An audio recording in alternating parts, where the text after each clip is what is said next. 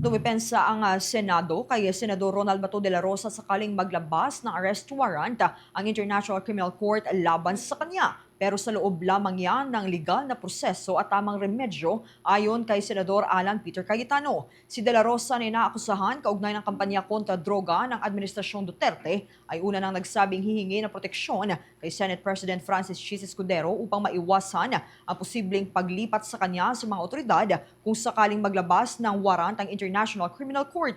Nang tanungin kung kaya bang protektahan ng Senado si De La Rosa kahit nasa recess ang Kongreso, sinabi ni Cayetano na ito ay isang touchy subject.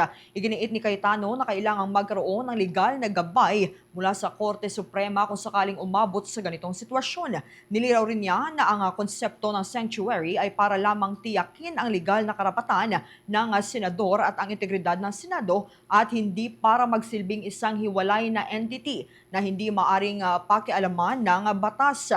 Una nang sinabi ni Escudero na hindi siya papayag na pasukin ng mga otoridad ang Senado upang arestuhin si De La Rosa. Ito ay kung hihingi ng proteksyon at mananatili sa Senado si De La Rosa sakaling mag-issue ang International Criminal Court ng arrest warrant laban sa kanya. Base anya sa rules at practice, hindi pinahintulutan ng Senado na maaresto ang sinumang miyembro nito sa loob ng institusyon na may sesyon man o wala ang Kongreso. Ito anya ay hindi base sa batas kundi sa tinatawag na institutional courtesy kung saan naging tradisyon na ng Senado at bahagi rin ito ng kanilang rules na matagal na ring sinusunod.